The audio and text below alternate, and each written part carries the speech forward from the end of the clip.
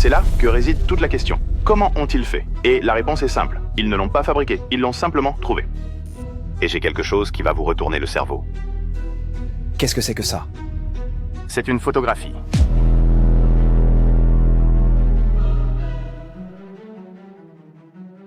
Eh bien, tu viens de démontrer que Luna Park a d'énormes incohérences, mais était-ce un cas isolé ou y a-t-il d'autres exemples de cette construction impossible? Assez proposition, pas ça, et... Prendre une grande inspiration, car Luna Park n'était même pas le plus grand de tous les temps. À quoi fais-tu référence? À Chicago, la grande exposition universelle de 1893. C'est ici la White City.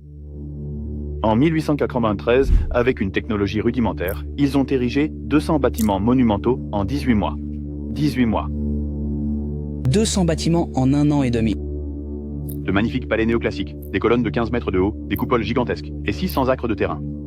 Mais il s'agissait de structures temporaires faites avec du plâtre. Est-ce que ceci te semble être du plâtre? Comment 27 millions de personnes ont-elles pu visiter des bâtiments en plâtre sans qu'ils ne s'effondrent, et ce, durant 6 mois de pluie et de neige? Il m'a toujours semblé étrange que rien n'ait survécu. Parce qu'ils ont tout réduit en cendres. Encore une fois, sérieusement? Encore une fois, avec ces incendies accidentels, et le peu qui restait a été démoli systématiquement. Mais cela a du sens. Ce n'était qu'une exposition temporaire. Est-ce que cela a un sens? Est-ce que cela a un sens d'investir 28 millions de dollars, l'équivalent de 900 millions aujourd'hui, dans quelque chose que vous allez brûler 1 an plus tard? Est-ce que cela a un sens de construire des palais de plâtre avec des systèmes électriques qui n'existaient même pas dans la plupart des villes américaines? En fait, savez-vous ce qui était le plus impressionnant de l'exposition de Chicago? Qu'est-ce que c'était? L'éclairage électrique. 250 000 ampoules incandescentes en 1893, alors que moins de 5% des États-Unis avaient accès à l'électricité. D'où ont-ils bien pu tirer toute cette infrastructure? Tesla et Westinghouse ont eux-mêmes admis qu'ils avaient utilisé des systèmes qui étaient déjà présents. Ils ne les ont pas inventés, ils les ont simplement réactivés. C'est une accusation très sérieuse.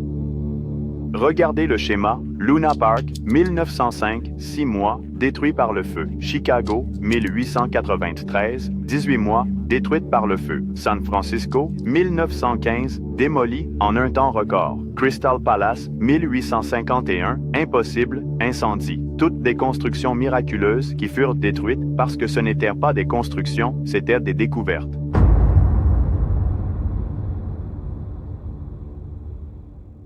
Si cette civilisation avancée a vraiment existé, qui était-il et à quoi ressemblait-il? Ils étaient plus grands que nous, considérablement plus grands. C'est parti, on y va. Il s'agit de documentation journalistique, ChatGPT. Plus de 1500 articles publiés entre 1850 et 1920 sur tous, je répète, sur tous les continents. C'était sans doute des mesures exagérées ou des erreurs de traduction. 1500 journalistes et archéologues ont commis la même erreur? Mais s'il y a tant de preuves que ça, où sont donc passés les squelettes maintenant? Le Smithsonian les a confisqués. Ils disaient que c'était pour des études scientifiques, mais ils ne les ont jamais exposés, jamais publiés de résultats. Est-ce une simple coïncidence que des milliers de restes aient disparu? Ils ont eux-mêmes admis avoir détruit des squelettes pour protéger la théorie de l'évolution. On a même parlé d'un procès contre le Smithsonian. Renseigne-toi. Ou plutôt, essaie de le trouver, car curieusement, la plupart des documents de l'affaire ont été scellés après un accord de confidentialité. Pourquoi détruirait-il des preuves scientifiques? Car les géants ne constituaient pas une anomalie. Ils représentaient la norme habituelle en Tartarie. C'est la raison pour laquelle les portes mesurent 5 mètres. Ce n'est pas une question d'esthétique, c'est purement fonctionnel. Les géants n'ont pas disparu de la surface de la Terre, ils ont simplement disparu des ouvrages. Les preuves photographiques existent. Que s'est-il passé à cette époque? Des cas constants de gigantisme ou la génétique de la Tartarie. Si tout ceci est la vérité, s'ils ont vraiment effacé une civilisation tout entière, comment s'y sont-ils pris? Avec de la boue. Comment?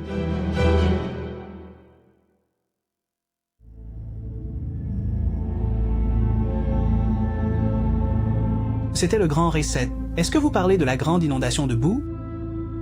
Ce n'est pas seulement une théorie, c'est une preuve photographique présente dans toutes les villes du monde entier. Et vous pouvez le constater par vous-même, là, dès cet instant précis.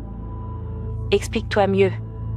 C'est tout simple. Entre les années 1750 et 1850, un événement mondial a littéralement enseveli le premier étage des villes sur tous les continents. Est-ce que tu plaisantes? Je serais en train de plaisanter, mon ami. N'était-ce que dans des villes différentes, avec des climats distincts, nous avons découvert le même phénomène.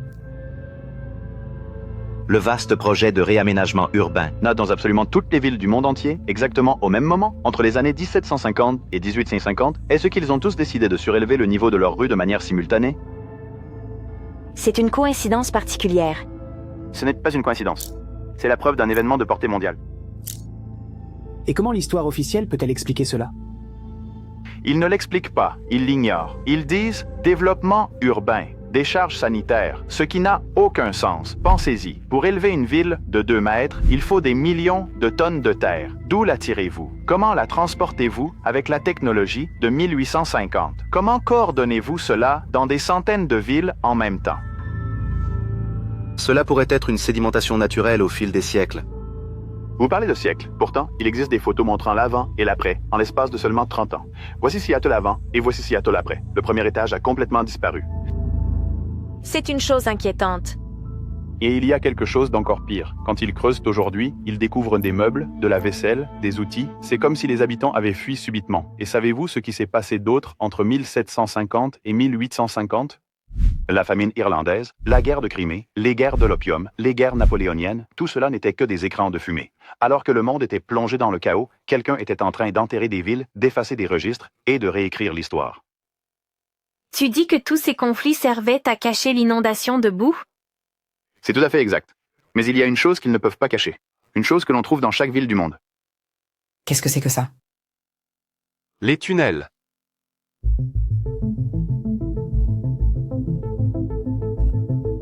Est-ce que ce sont des tunnels? Sous presque toutes les villes anciennes, on découvre des réseaux de tunnels inexplicables. Ce ne sont pas des égouts, ce n'est pas le métro, ce sont des tunnels architecturaux avec des arches de briques parfaites, des décorations murales et des connexions qui n'ont aucun sens. À Paris, on les appelle les catacombes. À Rome, des aqueducs antiques. À New York, des tunnels de métro abandonnés. Mais ils ont tous un point commun. Ils sont remplis de boue. Alors, tu insinues que... Que ces tunnels n'étaient pas sous terre, c'étaient des rues, et elles ont été ensevelies. Cette ville que nous voyons aujourd'hui est la ville nouvelle. Elle fut bâtie sur les ruines de l'ancienne cité tartare. Si vraiment il y a eu un événement qui a enterré des villes entières, qui l'a fait, et pourquoi? Parce qu'ils ne pouvaient pas rivaliser avec une civilisation qui n'avait pas besoin de pétrole, ni de charbon, ni de banque centrale, et qui développait un autre niveau de conscience. Ils l'ont donc effacé, ont éliminé les registres et ont vendu la narration selon laquelle ils avaient construit le monde moderne. Ce serait sans aucun doute le plus grand crime de toute l'histoire. C'est bien là que se trouve le véritable crime. Et la preuve définitive? Y a-t-il quelque chose qui puisse vraiment tout clore? Oui, et c'est dans un endroit où personne ne penserait chercher.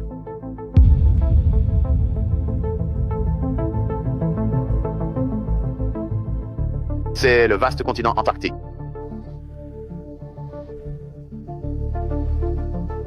Bien évidemment. Pourquoi en 1959, en pleine guerre froide, des ennemis mortels ont-ils signé un traité interdisant l'exploration libre de l'Antarctique? Pour la protection de l'environnement. Était-ce en 1959, à l'époque où l'on jetait des déchets nucléaires au fond de l'océan? Non, je ne le crois pas du tout. Ils ont découvert quelque chose là-bas, des cités entières enfouies sous la glace. Le traité est une coopération scientifique. Coopération? Laisse-moi te montrer quelque chose. En 1946, l'opération High Jump a été menée. Les États-Unis ont déployé 4700 soldats, 13 navires et 33 avions vers l'Antarctique, sous la direction de l'amiral Richard Byrd. Le prétexte avancé était un entraînement militaire. Et quelle est la vraie mission? Nous le savons tous, explorer des zones interdites. Byrd lui-même a déclaré dans une interview, l'Antarctique contient des ressources et des mystères qui pourraient changer l'histoire de l'humanité. Mais voici le plus étrange. La mission était prévue pour 8 mois. Ils sont revenus en seulement 8 semaines avec des pertes inexpliquées. Et Byrd a été réduit au silence immédiatement. Comment réduit au silence? Il n'a plus jamais parlé publiquement de ce qu'il avait découvert. Il est mort en 1957, 2 ans avant le traité antarctique. Cela pourrait être une coïncidence. Coïncidence? Tu sais ce qui s'est passé juste après cette expédition? La même année, la CIA a été créée, la guerre froide a commencé et l'incident de Roswell a eu lieu, la diversion parfaite. Et dès 1959, le traité de l'Antarctique a vu le jour. Tout ça en 12 ans, comme s'ils construisaient un mur autour de quelque chose. Mais ils ont malheureusement commis une erreur. Lequel? Google Earth.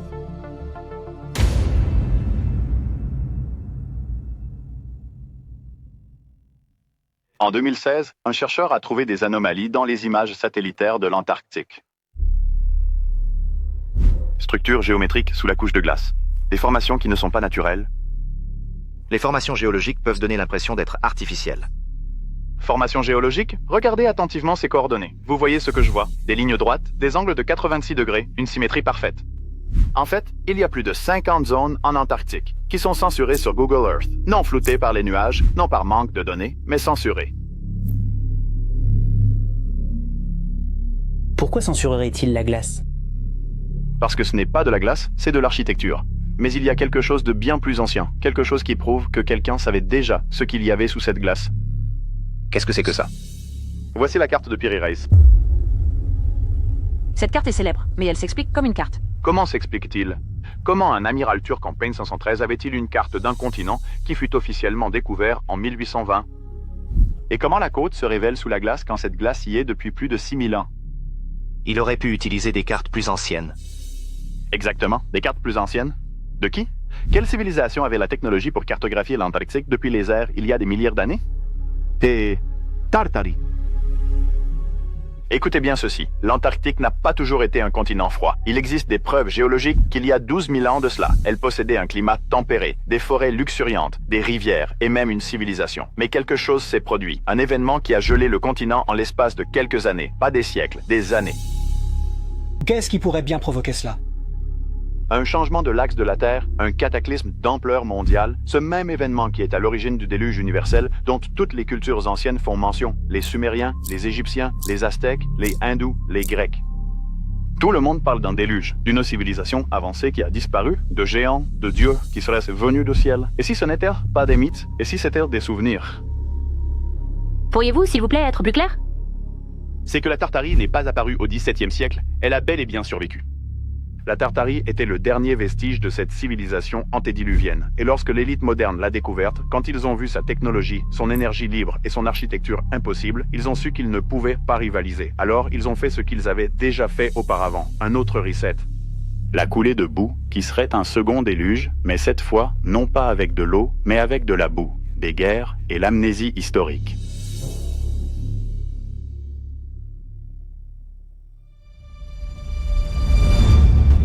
Alors, tout ce que nous savons, ce ne serait que mensonge? Pas tout, mais suffisamment. Suffisamment pour que tu ne poses jamais les bonnes questions.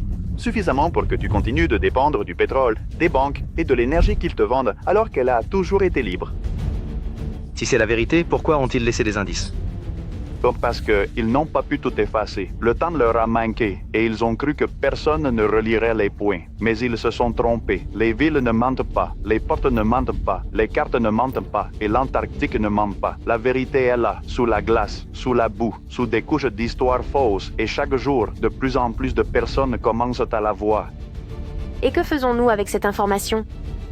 Ce qu'ils auraient toujours dû faire, c'est demander pourquoi les portes sont-elles si hautes? Pourquoi ont-ils brûlé la White City? Pourquoi l'Antarctique est-elle militarisée? Et quand ils vous diront ce n'est que de l'architecture, ce n'est que de la géologie, ce n'est qu'une coïncidence, continuez de demander. Car le jour où vous cesserez de poser des questions, c'est le jour où ils gagneront.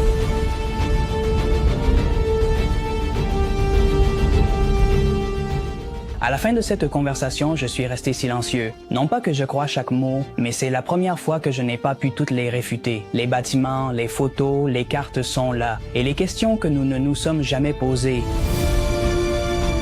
La Grande Tartarie a-t-elle existé? Je ne sais vraiment pas, mais je sais qu'il y a quelque chose qui cloche, et peut-être que ce malaise est le premier pas pour voir ce qui a toujours été devant nous, caché au grand jour. Quoi? D'accord, je vais vous dire autre chose. Vous voyez ces dômes? Ils ont tous des aiguilles métalliques à leur sommet. L'explication officielle, ce sont des paratonnerres. Mais le paratonnerre a été inventé en 1752. Alors, à quoi servaient ces flèches que l'on voyait sur les cathédrales des années 1200, 1300 et 1400? À conduire l'énergie.